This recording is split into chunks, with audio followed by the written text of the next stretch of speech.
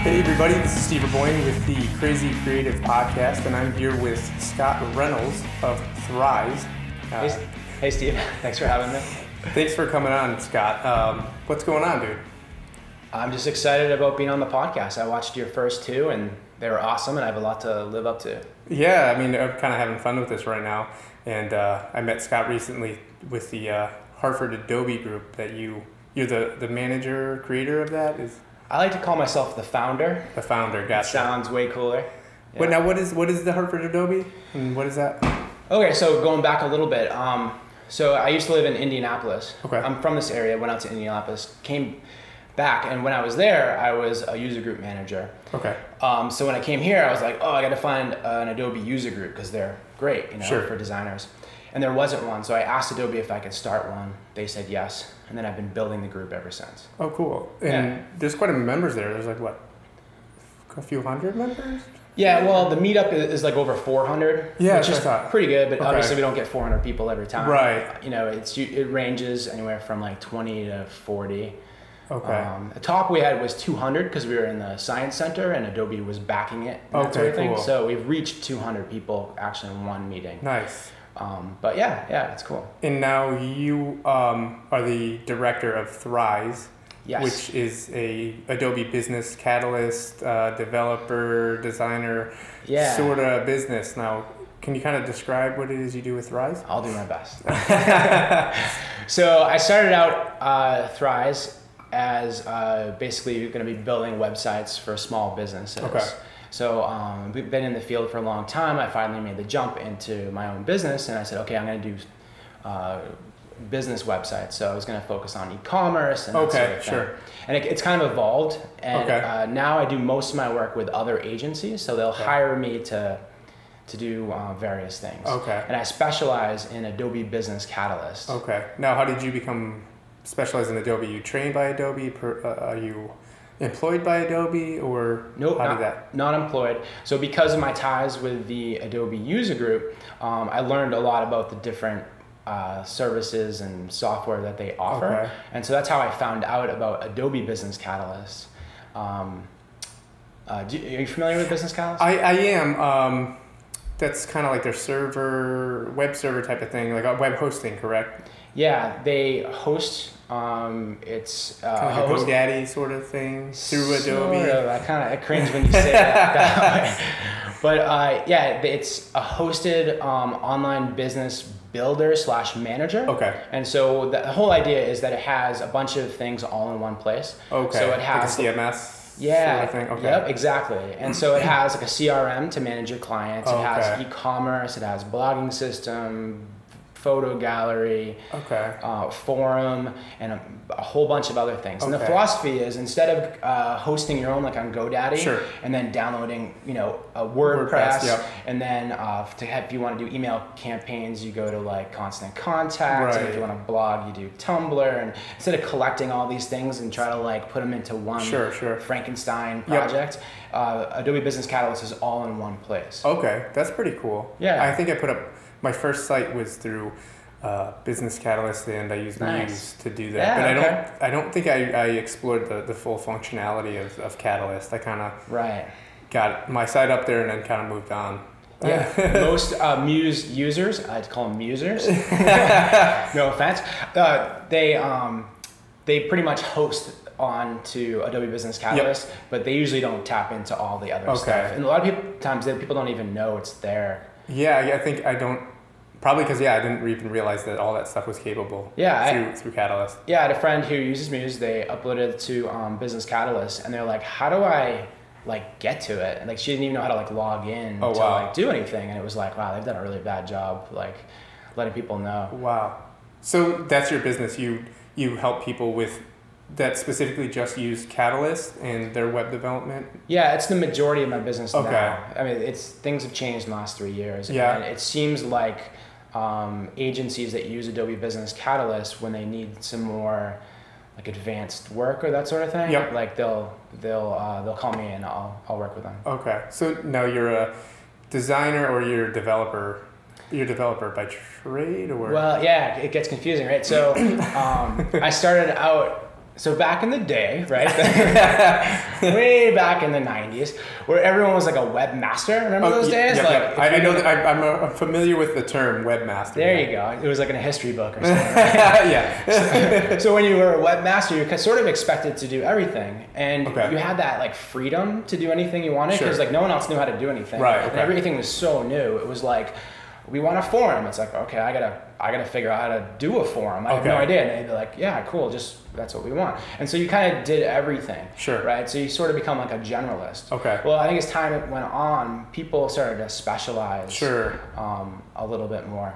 What was the original question? I forget now. It was if you were a designer or like a developer by trade, or like kind of like how did you get to Catalyst and where you are now? So I was pretty much a web generalist, right? Okay. But I was designing, and so from there I would front end or Okay. So Photoshop, Illustrator, Fireworks when it was a thing. Sure. And so I was a web designer, right? So I would design all that kind of stuff. Okay. But then it just came to a point where you started doing a little JavaScript, and people started, most web designers don't know more advanced JavaScript. Okay. And so I would just take on more and more projects. I did a lot of stuff with analytics, that kind of stuff. So it's like I was, up to like 3 years ago, I was actually working for in a design department. So I was considered a designer. Okay. But even then, they hired me to do Flash, but ActionScript, which was a lot of code and stuff. Versus like keyframing and the other. That's how I do things, keyframe. Yeah, why not? No, hey, whatever works. Right. So I I still consider myself a designer. I run a design group. People call me a web designer, but I do a lot of front end development now. Okay, cool. And it pays. A lot of times it pays more too to be a front end developer. Okay. Yeah. Huh. That's interesting. I would think it'd be the other way around because the back end stuff seems like I'm trying to learn that now, like PHP and JavaScript, and I'm just like, oh man, I still don't get it. Right. Well, I sort of get it, but like not enough where I can go get a job as like a PHP developer or JavaScript developer. It's like I know the general concepts. Right. But I think a lot of agencies, most people that work for them, they know Photoshop, they know how to use WordPress, they know like they're designers, and a lot of times they don't know much about JavaScript and that sort of thing. Okay. So they hire a front end developer a little bit more of a premium to help them out. Gotcha. When they need it. Now, when you say like the webmaster, like, is that similar to the term like full stack developer sort of thing? I see that in job posts like full stack developer, but then I've seen a lot of like posts lately that like that doesn't even exist anymore because the web is so fragmented where like you need an Android expert and a mobile expert and your widget guy. Like there's no such thing as webmaster full stack anymore. Yeah, I think that's a good way of saying it. It's rare, right? Because you have to know so many different things. When you stack them all up, it's like, how can you be an expert at everything going all the way back to the servers? Yep. So most people specialize. And, I think people usually pick up a piece of the stack. Sure. And then they specialize in that. And then there's so many different like frameworks and all that other stuff that's baffling. Yeah, right. So it's not bad enough that you have to learn JavaScript, right? You have to know like Backbone or Angular, Ruby, or it's pretty crazy. Like it's like to me, I'm like, you know what? Like this is so beyond me. I don't want to do this anymore. I'm gonna start a podcast because at least I can control it. Like right, but then you have like your stack sort of right because you have to know like Audition or like, and you start learning. You probably have 4 or 5 things you need to know to be able to do a podcast. You need to know, Audition, Premiere Pro. Yeah. You know how to work like maybe After Effects, YouTube. That's right. Basic stuff like that. How to like I didn't even know how to upload to iTunes till like I don't know a month ago. But even that there's like you have experts like in YouTube, right? People who know exactly how much the description should have keywords, how many links out. They have their own analytics section that like I was like I don't even have time to read all of that yet. I've been going to get to it, but it's like you could read all of the analytics to make your YouTube the best. Then you could read all the stuff to make your WordPress. It's daunting. There's a lot to know. There's too much to know. Yeah, it's pretty crazy. Right. And I'm trying to do it all myself right now, and I'm like, oh man. Yeah. Like sizing images for each post. I'm like, this one's going to Twitter. This one's going to Facebook. I'm just like, dude. I think that's good though. I think it's good to kind of like struggle through all the different things, and then even if you don't keep doing that, maybe you hire somebody else or whatever. At least you know what's going on. Yeah, there probably is already out there somewhere, but I wish there was a way I could like design an image and then like hit automatic resize that would like resize it perfectly for every social media channel, that would save me so much time because I feel like I spend more time. Brilliant idea. We should start working on that. All right, let's do it. Let's pick a framework. And go for it. So, did you go to school for to be a web guy or? No. So there was always computer science, but there was no like web classes. I don't think even when I went to school. I went for psychology. Which people are like, oh, that's completely different than web. But I actually think that like user experience, all of that, like they use the same speak. As the psych major. So definitely. I just took a couple of user design courses, and it's not technical. It's all how people think and react and interact with things, and it's all emotional and the baggage they carry when they're like visiting your website and they're got a handful of groceries and they're yelling at their kids. Like they're not looking at it in a bubble like you are as the designer or the developer. So it's all about human behavior, right? So if you're measuring, I don't know, how people react when they get angry or how they react on a website, I mean, it's all the same idea. Yeah, that's interesting. So when did you open Thrise? When did you start going with that? So I've had my own business for a while, but at first it was like side business. So I would have like a job and then I'd work like on the weekends or nights, that sort of thing. But Thrise, like full time, it's probably been like 3 or 4 years now. Okay. And you're doing pretty well with that?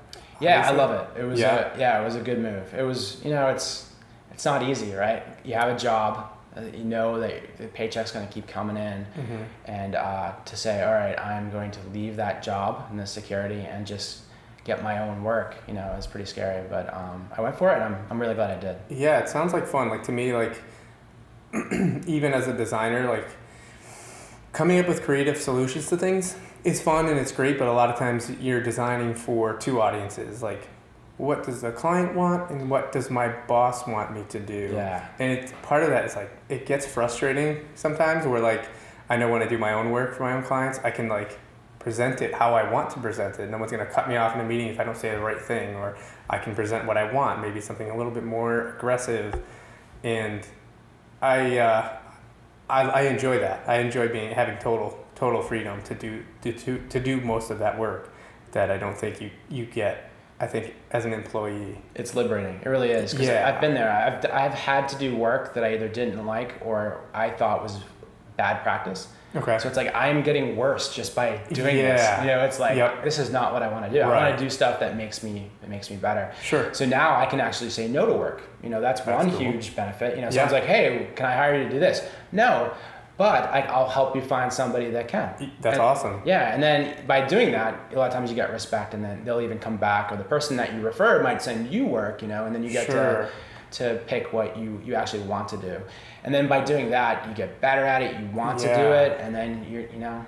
Did you find that hard to say no to work though in the beginning? At first, I didn't. I said yes to everything. Yeah, you had to, right? Yeah, it was like I gotta pay the rent. I gotta eat. Yeah, and I've heard people say like you never say no to work. Right. And so I kind of followed that bad advice. Yep. And plus, we're creative people. We're pleasers. We want to make people happy. So yeah, I find that right now I'm like doing work almost pro bono sometimes because if I want to get into this avenue, well, you're gonna have to prove yourself and show us something. And you're gonna have to do it for free. Where it's like, yeah, it's tough, right? Because then you have some people who say never ever do anything for free. And then there's other people who are going, well, I did this one thing for free, and now I'm like a millionaire because it led to this, led to that. Well, yeah. And it's like, well, when do you do work for free and when don't you? That's the challenge. I think it depends, and I guess if you can find something that you really like that you would do for free anyways, like this podcast is totally for free. Yeah. I'm doing it for free. That's not true. You told me how much you made. Yeah, we're up to like 4 cents on YouTube. Nice.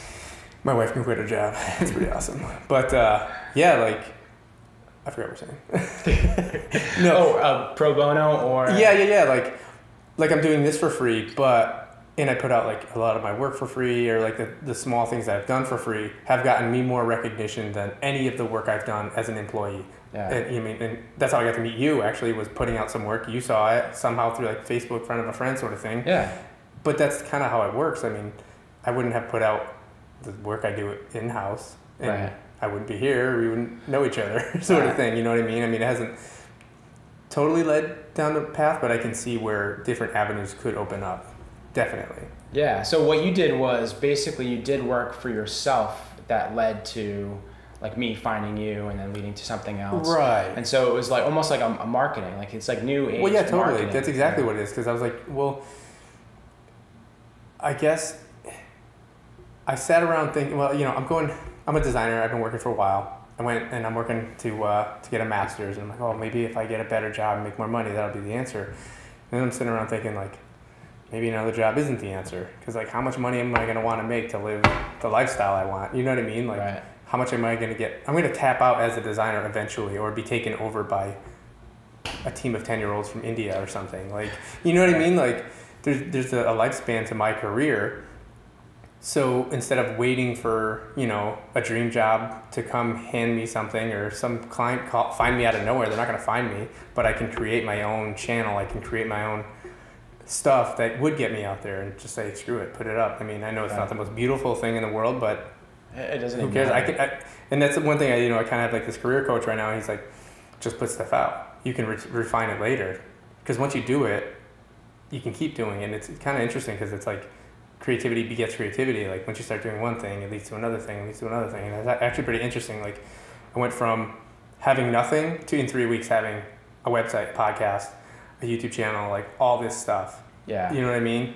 So. Well, you know, I hear often people will say stuff like, oh, I can't do that, I don't have time for a class. Like, you don't need a class. Right, no. You know, like, I mean, good to take a class. I mean, there's nothing wrong with formal education, but you can just like try it out, or go find like a 2-minute thing on YouTube on how to start. You know? The best stuff I've done was through like a simple Google search and a YouTube like 3-minute tutorial. Yeah. All of it.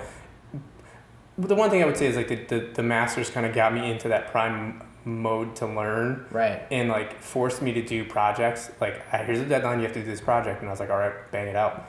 And you know, I'm very competitive, so I'd be like, I'm going to make the best project in this entire class. But I'm like, well, why not do that and try to make money from it instead of, you know, earning the degree? Right. I think if anything comes from it, it just getting that spark to start at the end. And school is awesome, but it shouldn't hold you back if you can't do it. Right. Yeah.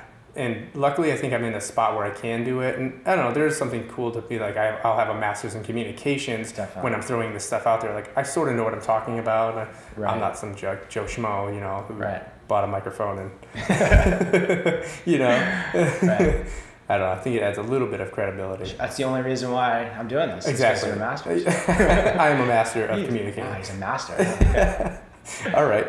It looks like we're running out of time on our first segment, so we'll take a quick little break, and we'll come back. Yeah. All right.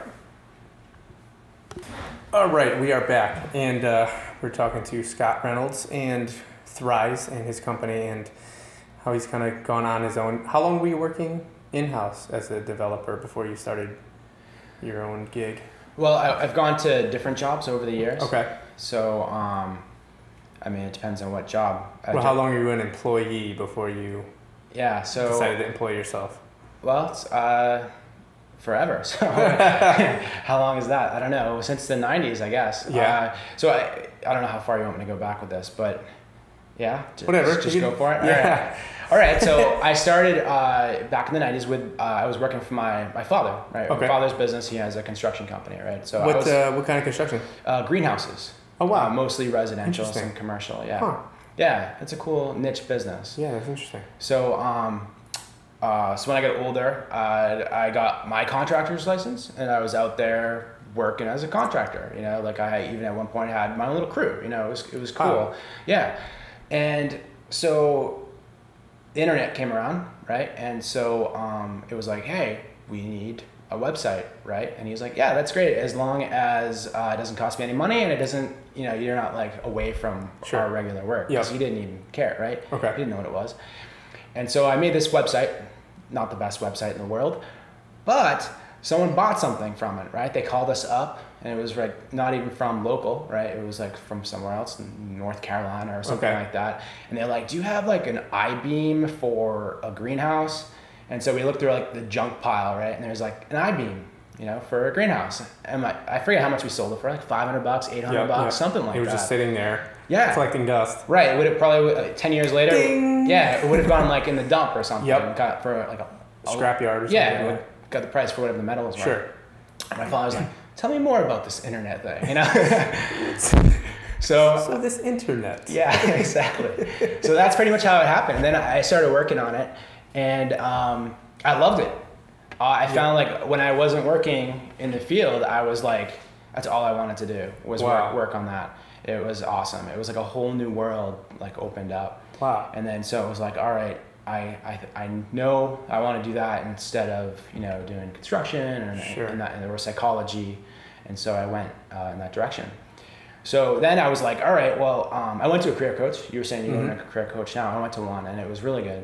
She said that you probably won't be able to just get a web job, right? Contractor, web job. Right. You have to have something in between. I find the same thing. It's like jarhead, designer, what's going on here? Yeah, you need something in the middle to tie the two together. And so that was good advice, right? So instead of going for the gold, find something in the middle. So I found a sales job selling patio rooms.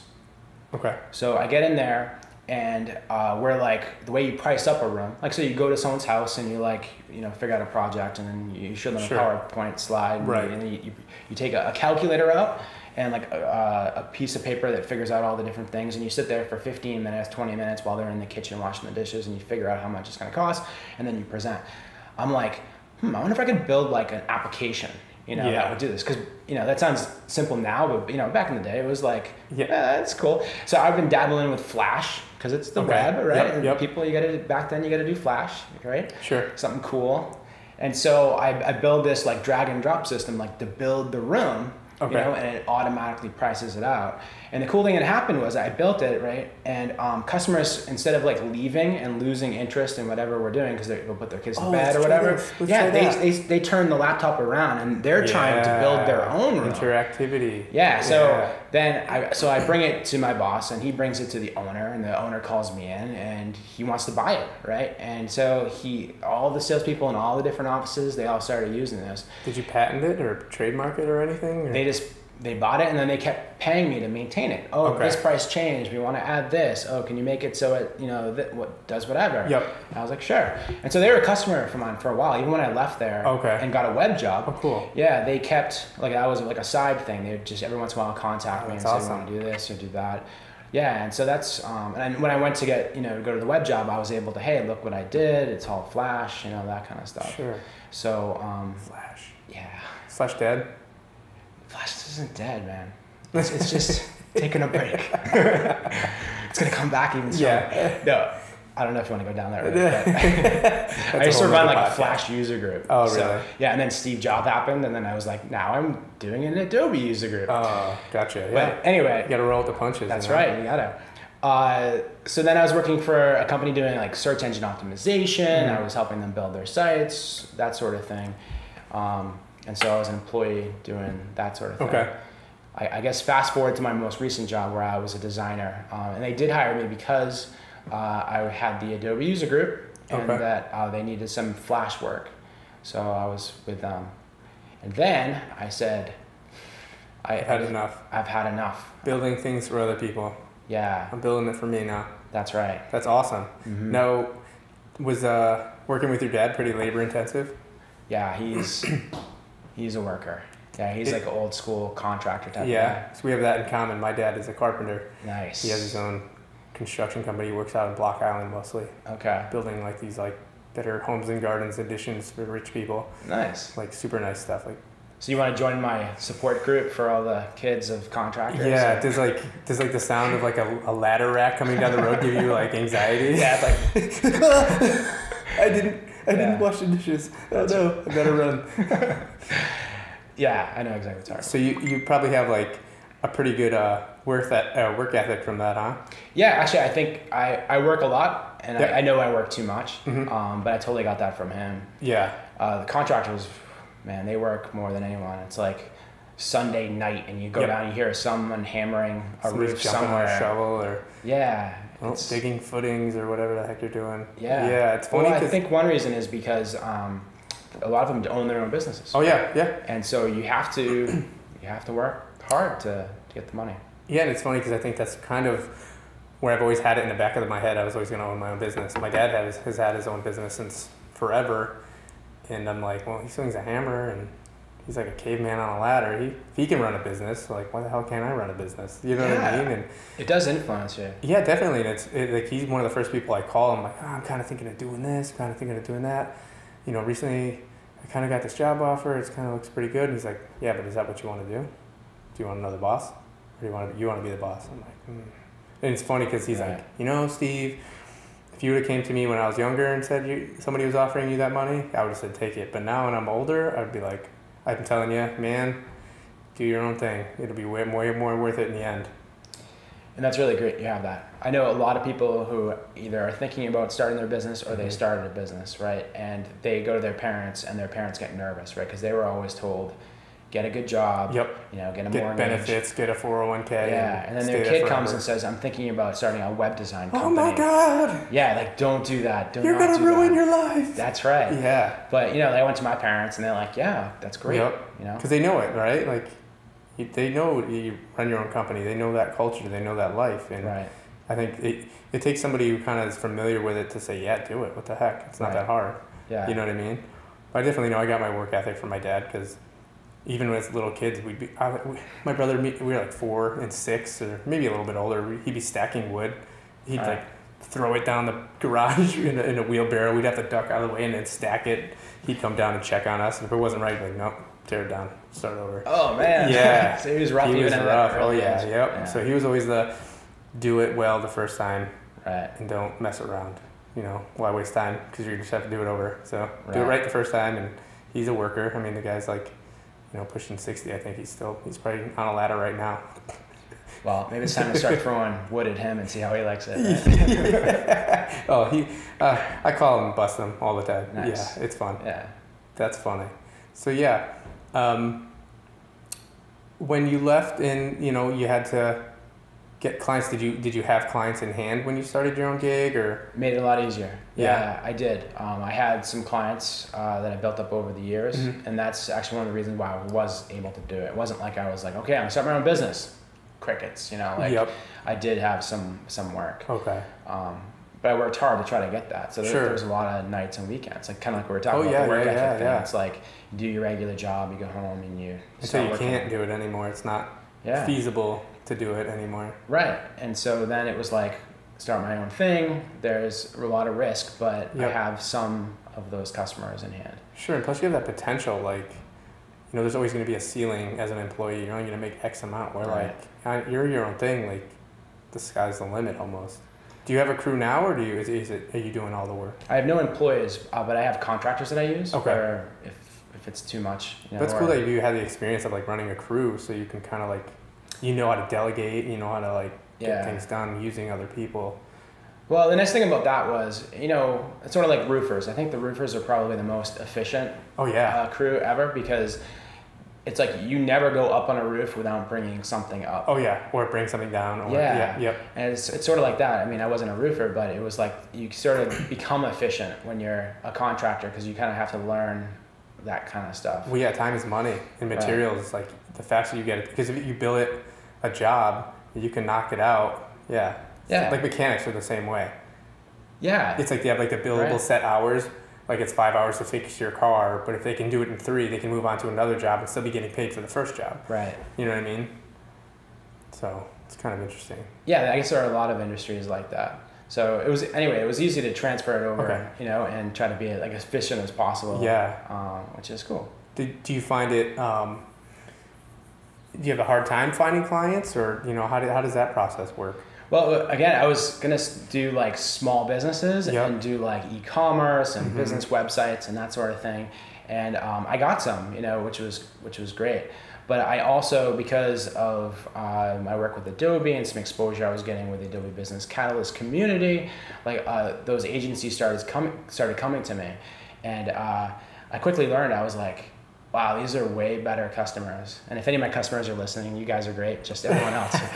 But an agency would come to me and they'd be like, They know what all the lingo is. They know you don't have to educate them. Yeah, it was no like a small business. You kind of have to like. That's right. Everything is new to them along the way, right? They're busy doing their business. They're experts at what they do. Yep. But they don't know what I do. Right. So everything you say, you're like, okay, then we'll convert the customer. They're like, does that mean they buy something? You're like, yeah, right. They're gonna buy something. Right. Okay, gotcha. They're like, okay, on our website, right? Like, on the website, they're gonna buy something. Yeah, and if you have to do that for multiple clients, that's gotta get. Yeah. Which I never really thought much of it until I started working with other agencies, and it was just an easier flow, and it was just really great. And I said, I think this is my ideal client. You know, people say find your ideal client, and I thought I had, right? Mm-hmm. I enjoy learning about the different businesses and that sort of thing, but I really like working with other agencies. Yeah. And do you have like a rule? Like some people say, you know, like 20% of your business should come from like a blue chip company that has a big budget and it pays all their bills. I don't do that. No, I don't. Maybe I should. I don't know. What I do is it's kind of hard. I try to take on the work that I like and the people that I like working with. Okay. And if that comes around, I take it. Gotcha. Is there a specific industry that you work for that you kind of lean towards, or you kind of like work for everybody? Well, yeah, I think it's everybody, because the other agencies that I work with have clients that are usually small to medium-sized businesses, and those businesses could be anything. So I guess the people that I work with are in our industry, but the end client could be anything. So that's kind of cool, because then the agency you're working for is doing all the legwork for you, interacting with the client then, right? Yeah. So you that's kind of sweet. You kind of do the work, here you go. Right? I mean, do they bring you in to kind of present, or do they do the presentations of work? Well, actually, it's funny because I have very few clients in this area. Oh, wow. They're like, because it's Adobe, right? And Adobe Business Catalyst is worldwide. It was started in Australia. Oh, wow. So a lot of my clients are in Australia, the UK, Canada, across the United States. Do you travel a lot? No, it's all like online. So I have met them through like conferences. Okay, gotcha. And that sort of thing. But I don't typically travel to see a client. Oh, okay. Yeah. That's interesting. Yeah, it's actually kind of fun. The scheduling can be hard, you know. Yeah, right. It's like they're like what, 3 days ahead or something crazy. Yeah, right. It's like Friday afternoon now in Australia. Right. Yeah, it's true. It's like you have to have meetings at night or early in the morning. Right. Yeah. You know, that sort of thing. My wife went to Australia for a couple of weeks a few years ago, and it's pretty sweet. Yeah. But like the time she was like shoot up for like a month. Yeah. I think coming back. That's rough. Flight it's a long flight. I'm sure if you went.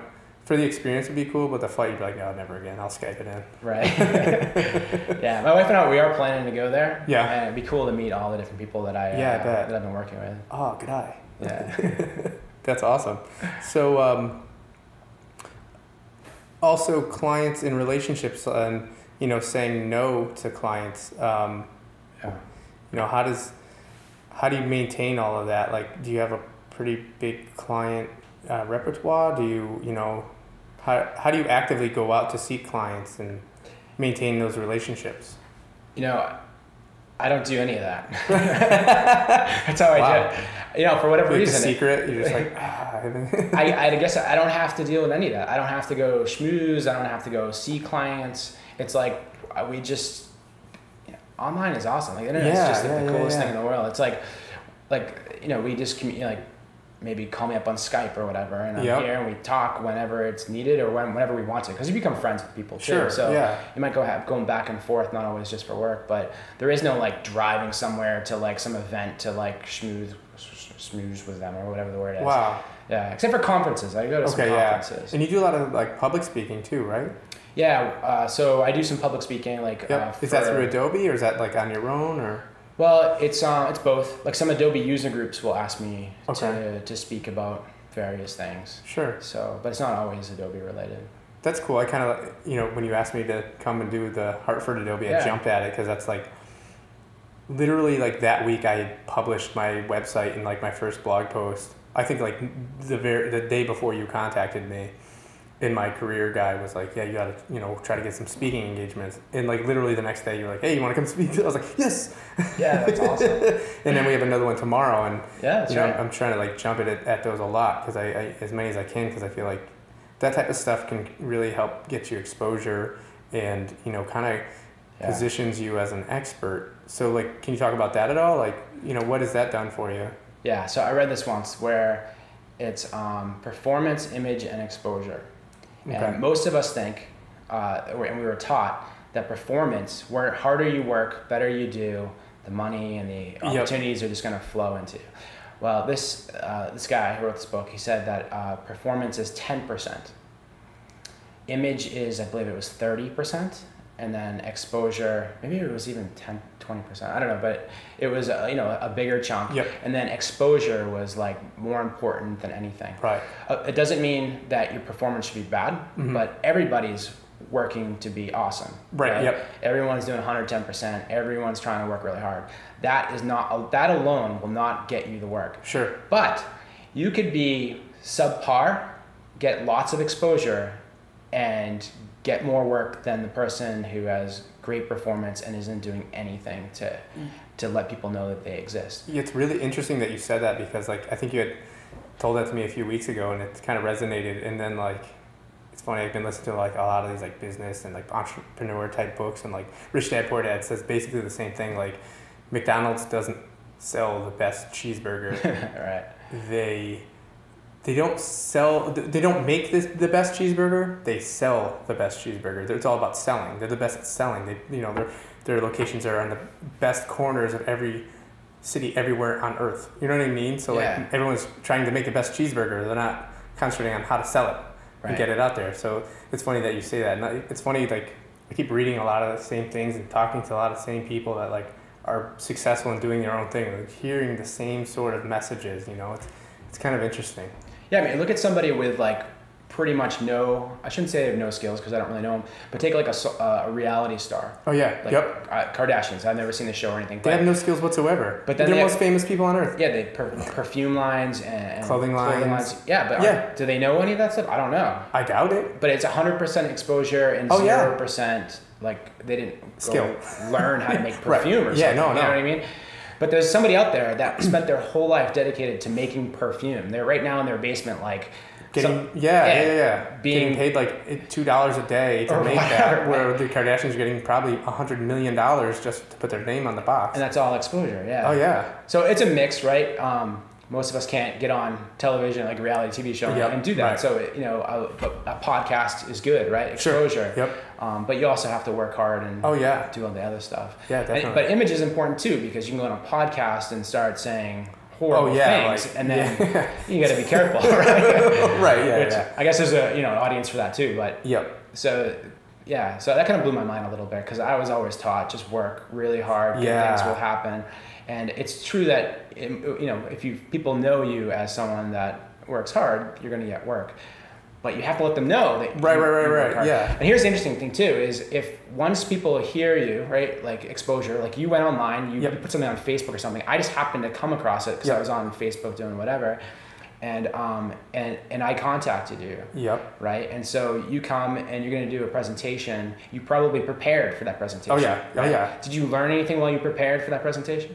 Yeah, I mean, I had frantically calling my career coach, like I was like emailing it to him, like, how does it sound? He's like, oh, well, you should probably try to connect with these people somehow, so write something so they remember you and they're inspired, so they're not just like bored to death. They're taking 2 hours out of their day to go see you, make it be like, oh wow, that was cool. Like make it worth it to them, and they'll remember you.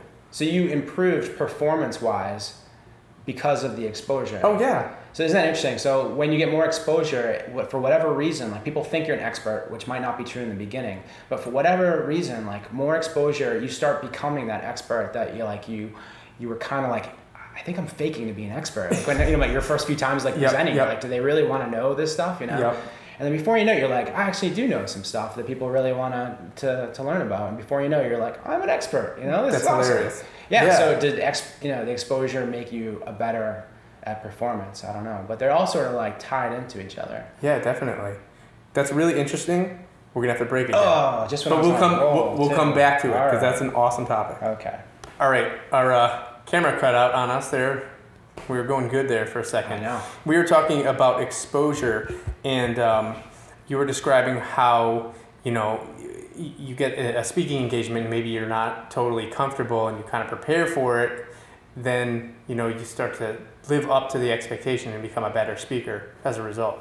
Yeah. So at least that's my experience is that when you first do a presentation, someone asks you to do a presentation, you're like, really? I mean, I don't know if people are going to want to hear what I have to say. Right.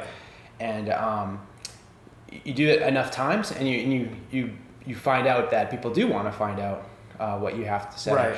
But the interesting thing is, you sort of start out with the idea that the exposure part is important, but you learn from every single speaking engagement. Like, sure.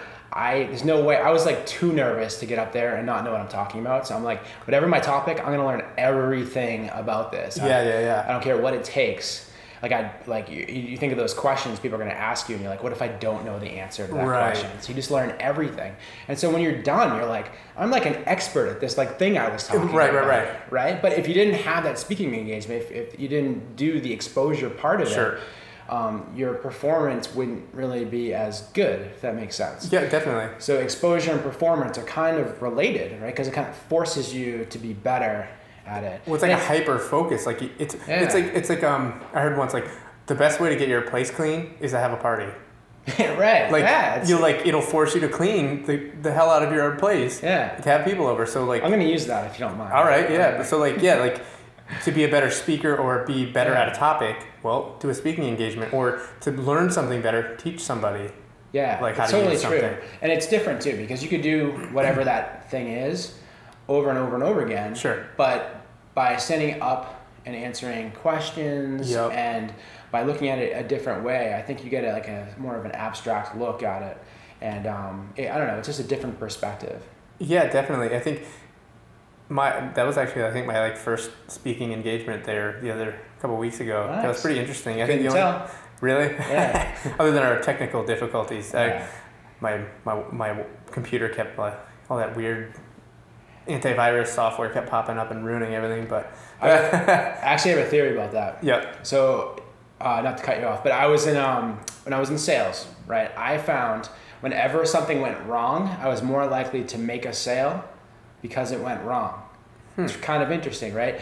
So I have this fake patio room door thing, and I'm like, this thing is as strong as steel, and I hit it, and the whole thing falls apart, and I'm all embarrassed, don't worry about it, I'm picking it up, putting it all together and stuff. I'm like, oh, it usually doesn't happen, or whatever. They ended up buying it, but it was because it kind of broke down a barrier. They probably humanized you. Yeah, they felt bad exactly. for you. Oh, this poor guy. Yeah. I guess I'll buy something. We kind of I don't know if they felt bad for him. Maybe that's what it was too. But we just kind of laughed about it. Yeah. It's all common ground. It's like an easy icebreaker. It was instead of being a mechanical sales pitch, all of a sudden we're all laughing and that was ridiculous. Yeah, it's true, because I feel when everyone was totally cool. Nobody was I'm out of here. That's right. Yeah, everyone's oh no, you gotta click that. Yeah. Everyone's totally cool. Yeah. That's cool. That's awesome.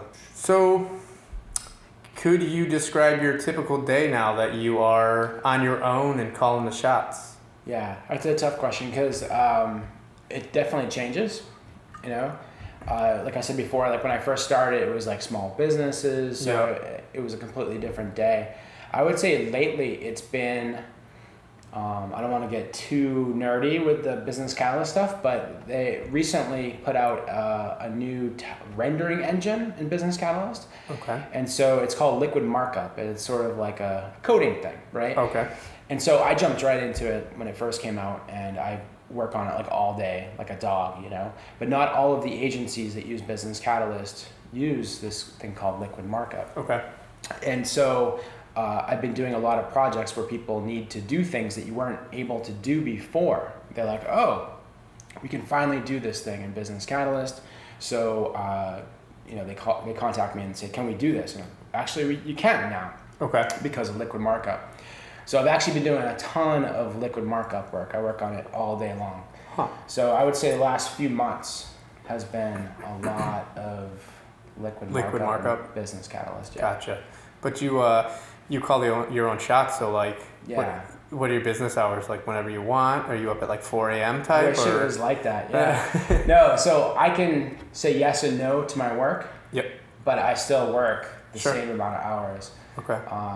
Do you work more, you think? I think my problem with it's probably because I'm doing I got a side hustle and I'm doing grad school and I have a regular job that like anytime I'm down, I'm like, I start creeping to the office, like I better go do something. This is wasting my time.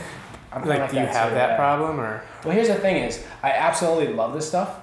Right? Okay. I find myself like out when I'm supposed to be doing something fun, and I'm thinking, man, I wish I could be working on that thing because I totally want to solve you have that a problem. Yeah, I probably do. If I'm out having fun, I'm having fun. I'm not thinking about design work. No, I hear you. But I find this stuff fun. You know what I mean? Yep. It's like, especially because this new stuff is like, it's like the Wild West. It's like no one's ever done this before, right? Cool. So if you're excited about that type of stuff, then sure. Yeah. I would be like, I just ruined the internet. Well, yeah, it's like there's some of that too. But if someone's like, we weren't able to do this.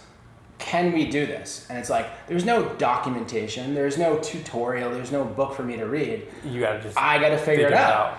To me, that's like the best thing in the entire world. That is interesting. That's kind of how I am with this podcast, actually. And that's why I feel like I found something that's like, this is kind of fun.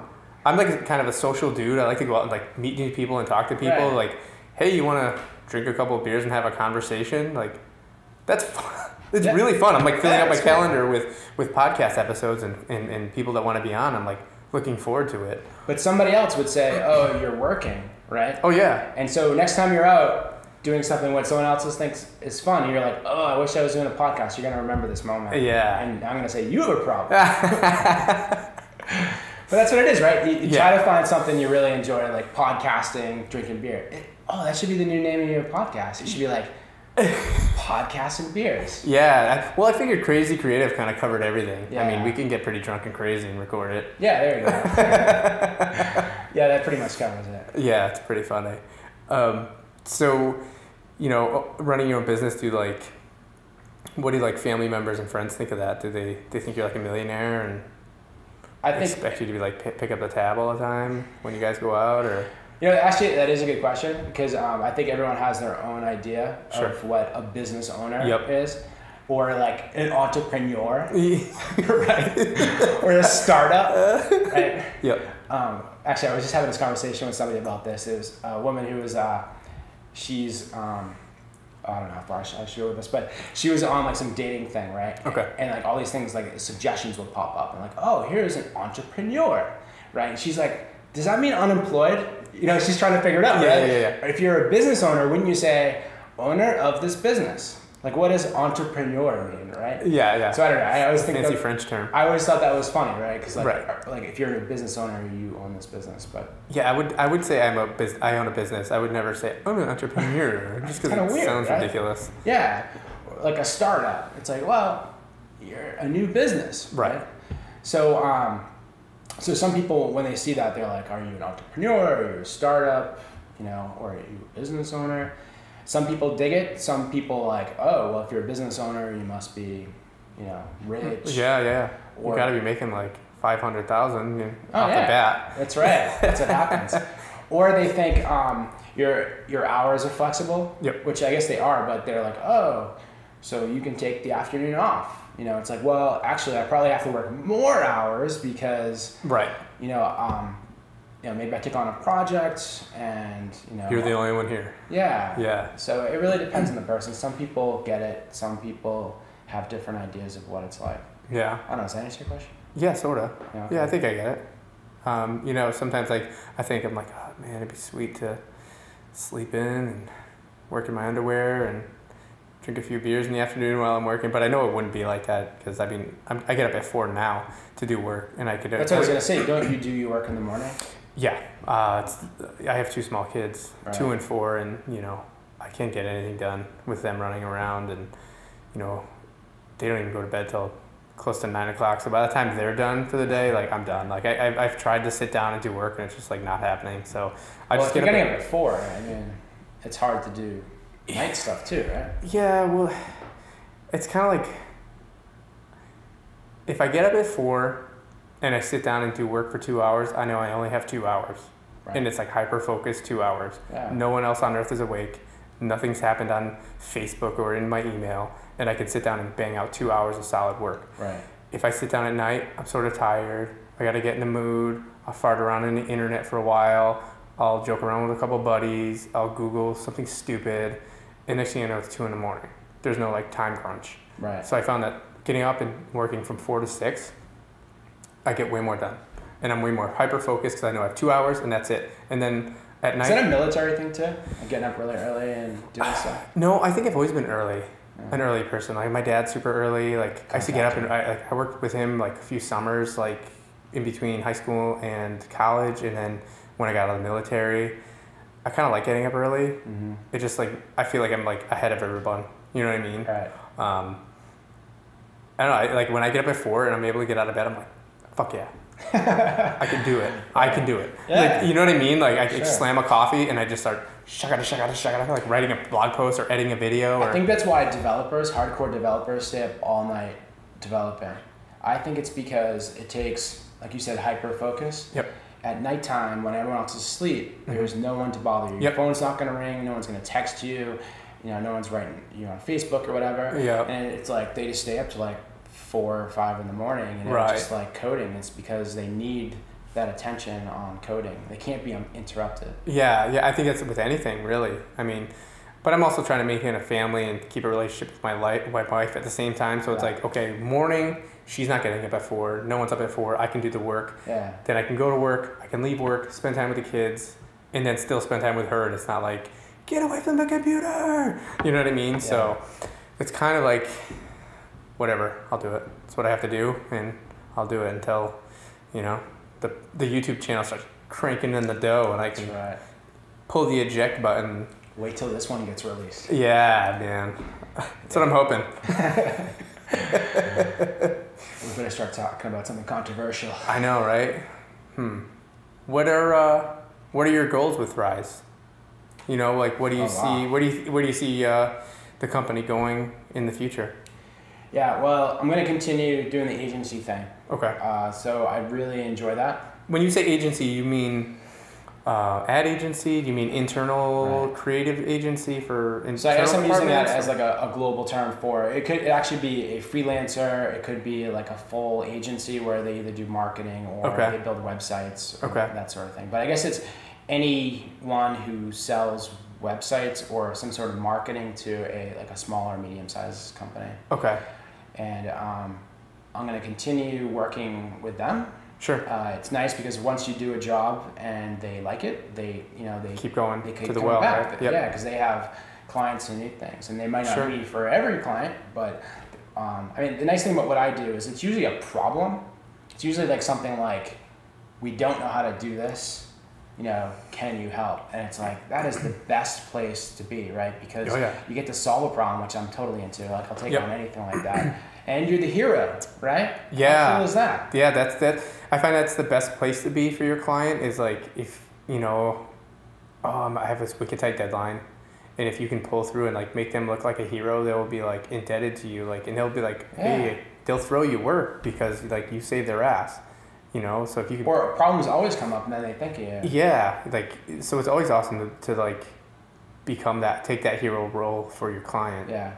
I mean, the tough thing is pricing it out though, because if you take on the same type of work, it's really easy to price out. Yep. Like, oh, we need a brochure. Brochure costs this much, and then you're done.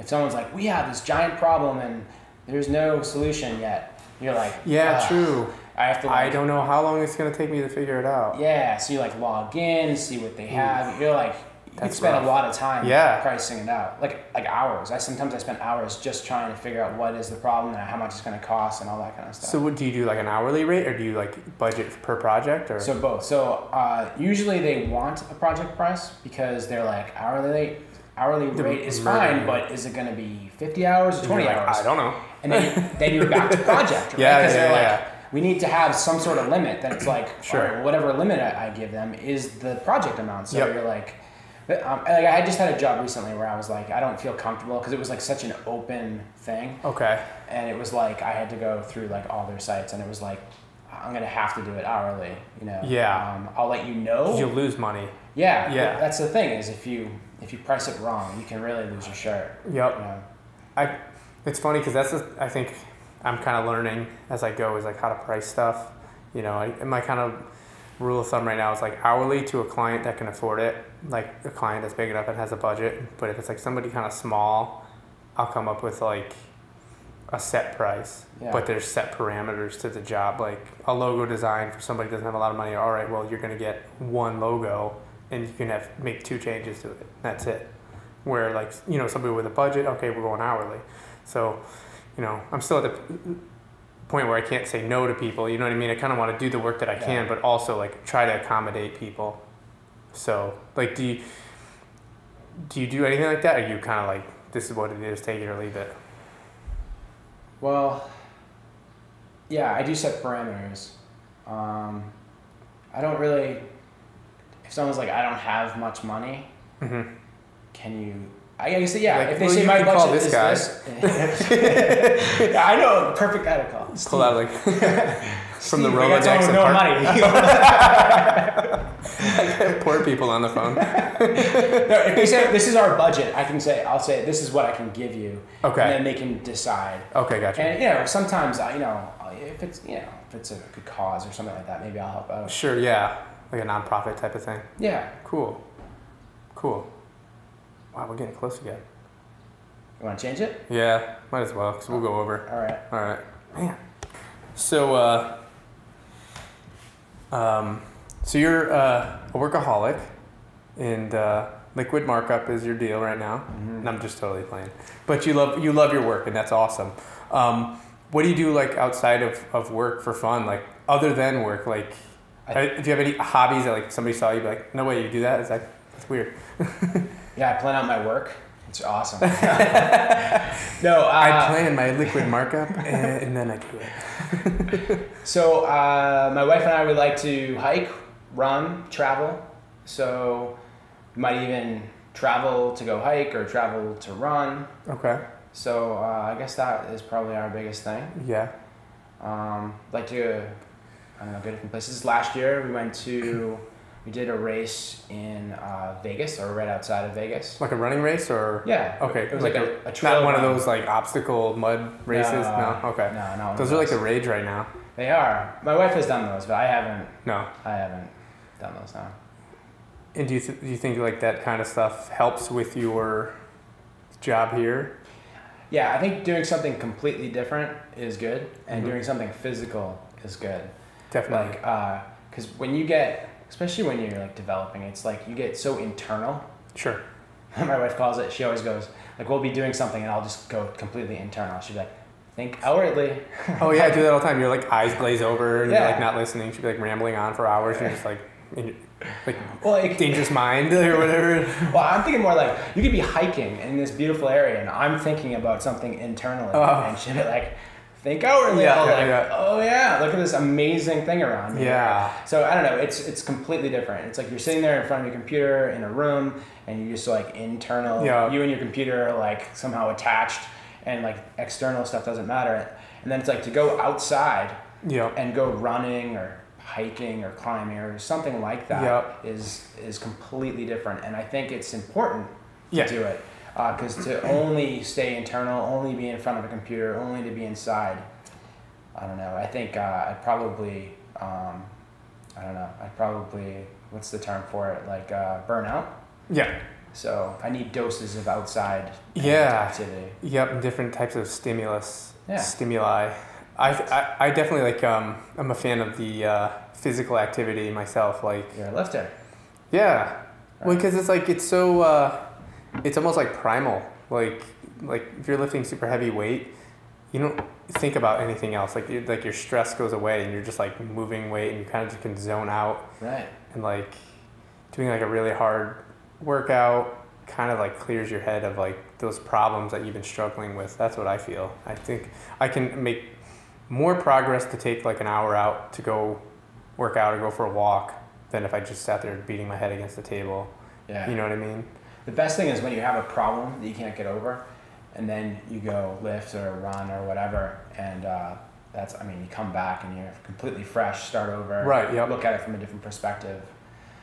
Yeah, they've even shown that, like people that exercise, like they get more brain activity when they exercise. I saw that. Like even like simple as going for like a 20-minute walk, like lights up your like brain activity. Yeah. Yeah, it works really well, I think. I mean, I don't know how many times I've wasted like 40 minutes to an hour, like trying to think of something, but then I go for a walk and come back like, oh, I have 5 new ideas. Yeah, exactly. I could go this way, do that way. Especially because you can't get, like when you're running, at least for me, or exercising, you're not on your phone or you're not like on a computer or anything. It kind of gets you in. Same idea as like the shower. You know, everyone used to say yep. You go in a shower and you come up with these ideas. Like it's the same idea, I guess. It's funny because like running, I suck at running because I'm like a short, fat guy. So like running is me like swearing at myself for most of the time. But then I just think of like one-line jokes because I'm like talking like shit to myself. Like, you're too fat for this. What are you doing, fatso? And then it turns into like me doing like a stand-up routine. I'm like, and I get home like I should really write all of that down. Like, so when you go running, you start doing one-line jokes. Well, like it starts with me just like cursing my own name. Like we should go running. That'd be hilarious. Yeah, because it can get boring on things sometimes, right? If I had a comedian like, yeah, probably. Yeah. I just think of like if I did stand up, like what would my set be? I basically like develop a whole set in my head, and then I get home and maybe we should bring a recorder. I know, but then it'd be all like wheezy and like. Yeah. Plus, people will be like, look at that weirdo comedian guy running. I should start doing that. I'd be like a local weirdo. That'd freak people out. Like, that guy's creative. That's pretty funny. But yeah, I mean, there's definitely like value in getting away and stepping away from the problem, the computer. I think it's necessary. Definitely. Yep. Just sitting in a chair, hunched over. I mean, how many times like I recently got a stand-up desk because like how many times I'd be working on a design and like my chin is in my lap like 4 hours later and I'm like, I go to the gym and my neck is like about to explode. I'm like, why am I all jacked up? Oh, it's because you sit. Like you're not training to be a productive human. You're training to sit. Let me ask you, did it take a little while to get used to it? Like, did you get tired like the first few days? It took me a couple weeks to kind of get used to it. I was like, dude.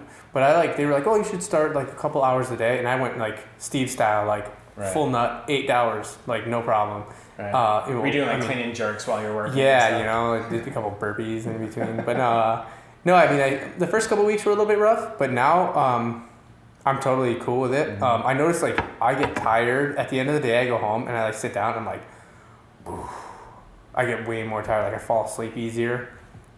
I say you like burn like that's good. Yeah, definitely. Tired. I was walking around like 186 to 192. Now I'm walking around like 183 to 185. Oh, wow. Like not really changing much else.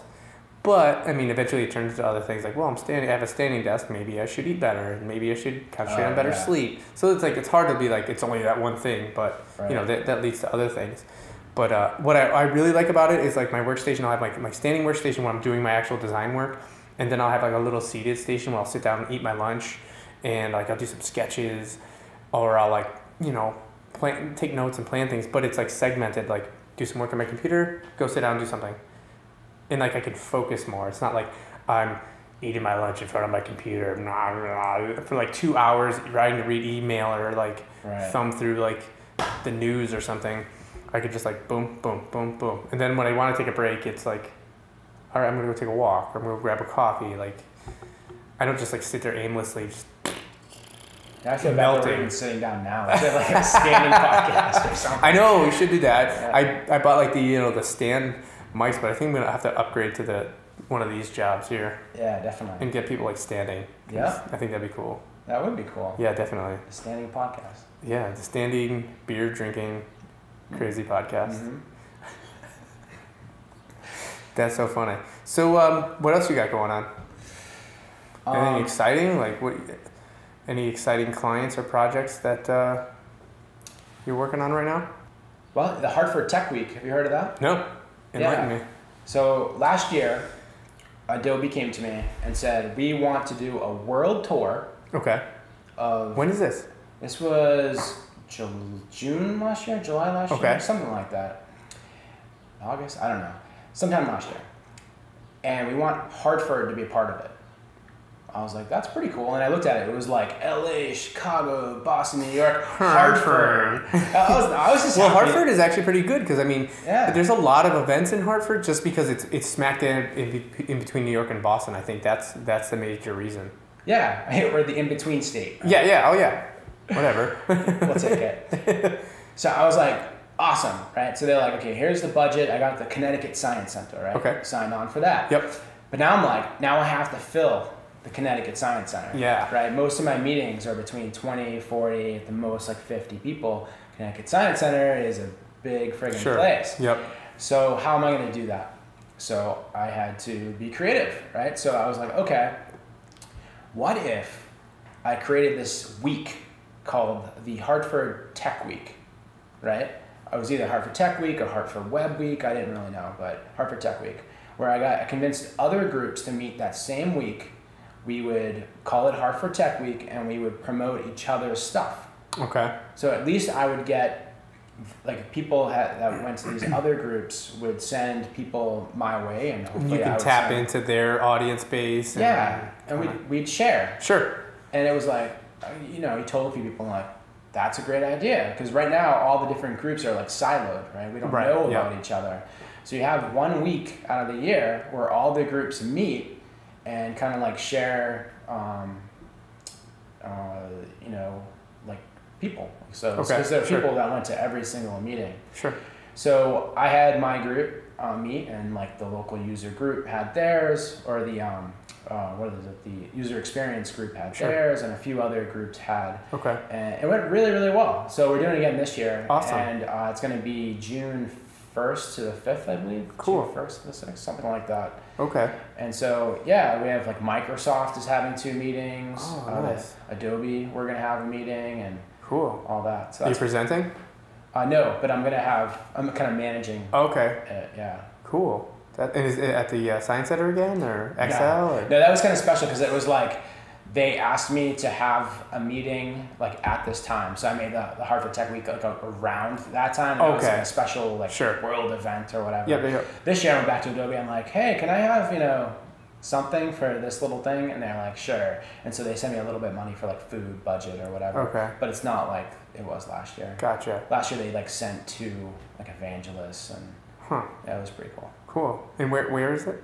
This one's gonna be a Reset. Have you heard of Reset? No. It's a co-working space. Okay. Kind of like Access. Yeah. Type of thing. It's like Access 901, but Hartford. Okay. And they do. I'm gonna slaughter this, but it's more for businesses that do good for the community. And so that's what they focus on. Okay. And so they just moved locations from Pratt Street to actually closer towards West Hartford. They're in Hartford. Okay. And so I think they want a little bit more exposure. So 3 of the meetings are going to be at Reset. 2 are going to be at Microsoft's offices in Hartford, and there's various other places. Huh. I didn't even know Microsoft was in Hartford. Yeah. Yeah, that's cool. Yeah. Tech Week.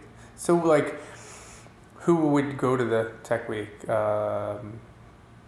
Like, is it like normal people off the street type of thing, like a Comic-Con, or is it like specific like industry types? Well, so it's like any group that has anything to do with technology can have a meeting. Okay. So, like, if it's the C# group, you know, anyone who wants to learn more about C or mobile or anything like that would go to that one. Designers would go to the Adobe one. Okay. If you wanted to do something with the Microsoft stuff. Okay, gotcha. Go to that one. So you'd be like one of the Hartford meetups would be the June Hartford meetup would be there. Yeah. Okay, got it. Yeah, someone off the street who isn't into any of that probably wouldn't show up. They should stay home. Yeah. Okay, gotcha. They can come for the free food, but that's about it.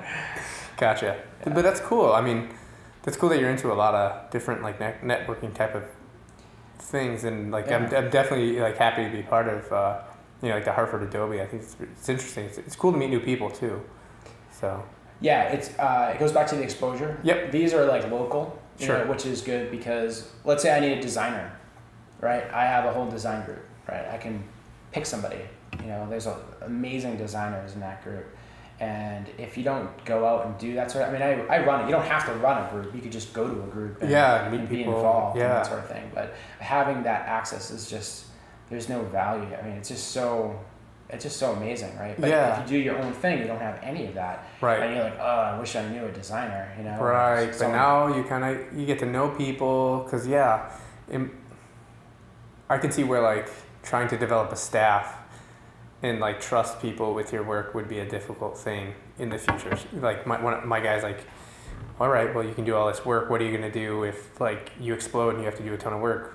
Are you prepared to handle that? Like, who's going to do the work? Like, you could hire people that end up jacking up your whole company, or you could find people you trust that will take care of you. So, but I call it as an insurance policy. So, okay. And it doesn't even necessarily, if you own your own business, it could be anything. Yep. So a lot of people that come to Hartford Adobe or any of these groups, it's because they just lost their job and they're like, ugh, I gotta go network now. Yep. I gotta go find a job and network. But to network, it takes like a year or two. Oh, yeah. You don't just meet somebody and then they like know everything about you. Yeah. And they come across something. Or you're top of mind. Yeah. Type of. Imagine if you'd gone to one of these groups, got to know everybody there. Maybe you're good people. At least 20 people know your name. Yep. Right. You lose your job. You send a message to a guy like me who runs it, or maybe you send like emails to everybody that you've already met and say, sure. I just lost my job. Does anyone know anything? Right. Yeah. It's like you're a lot more likely to get someone to be like, yeah, I could give you a little bit of work, or I know somebody who's leaving or whatever. But if you start from scratch, just to find 20 people would be a daunting task. Yeah, people show up once and they're like, I lost my job. Does anyone know anything? And you're like, boom. Well, I mean, if it's the first time, it's gonna be. It's unlikely. Someone might. It's still good to show up. Yep. But if you have been going to it, it's like that insurance policy where now you can tap into this network. Okay. Yeah, that's cool. It's funny, because I was not really sure like what. I'm like, what are these people looking for? What do they want? You know what I mean? Like. Yeah. But then, because that's kind of like what my guy was saying. He's like, well, these people are coming there for a reason, so maybe give them something to take home with them mentally, like whether they're trying to be better designers or find a job, like inspire them a bit from what you know. So yeah, that's cool to know. Well, yeah, people go for different reasons. One is to try to find work, and the other one is to try to learn more. Sure. Someone goes and tries to learn how to do illustration, like you were teaching. Yep. Or someone will go just to like tell their boss that they went. Like I've actually had to like fill out something for people like, this is for my boss. Can you tell them that I came here? And it's like, yeah, they came. Oh, weird. Okay. Here. It's just like a performance review. Oh, gotcha. Okay. So it's just part of their job. It's just like they're like learning outside of the office or something. Those are the people that really don't want to be there. So it's not the greatest thing. Oh, okay. Yeah. Gotcha. But those are probably the three reasons: either network to learn something, or it's like that. But actually, it's kind of like what we were talking about before: performance, image, and exposure. Right? Yep. Because you get performance, people want to learn something. Image is like when you have to do it for your boss. Yep. Right, and exposure is the whole networking. Job thing. Yeah, you're right. And it's funny, like you were saying, talking about becoming an expert at something. I think that applies to everything, really. I don't think it's just the public speaking part. I mean, I don't, like the first few years as a designer, I was like, I don't know what the hell I'm doing. I guess I'll fake the funk. But as years go by, you're like, well, I guess I'm a designer. I know what I'm doing. That's true. So, yeah, it's funny. Yeah, it's a lot of fun actually, the meetup. So I plan on coming to more of them in the future. That's what everybody says. I've heard that before. Oh yeah. Do you have quite a bit of a regular crowd there, or is it? Yeah. So it sort of comes in waves, where certain designers come every single time, and then some other sporadic. What usually happens is there's a topic that somebody's interested in. If you're into video, and there's going to be someone talking about video, you'll show up. Okay. But then someone's going to talk about Photoshop. You're not so into it. Gotcha. You don't go. Okay. So that's usually what happens. Cool. All right. Well, it looks like we're getting close to the end here, my friend. All right. So if anything you wanna leave us with, or talk about, or plug, or somebody wants to get a hold of you? I don't want anyone to get a hold of me. All right. Let's. We're just gonna delete this one. And do you put links or anything on these podcasts? I will put That's a no. No. I do in the blog post. I'll write about you and put links to your Facebook or your website. Okay, that's good. Your Twitter, if somebody actually wants to get a hold of you, and then you're mentioning it now. So if somebody actually listens through an hour of this, they'll hear right now. Yeah. So if you link to Twitter and all that kind of stuff, that would be that's perfect. Okay. And what's your Twitter?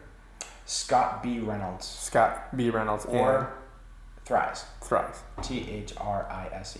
All right, cool. All right, man. Well, thanks for being on the show. Yeah, thanks for asking. And I'll probably run into you soon. All right, that sounds good. All right, man. Thanks. All right. Yep.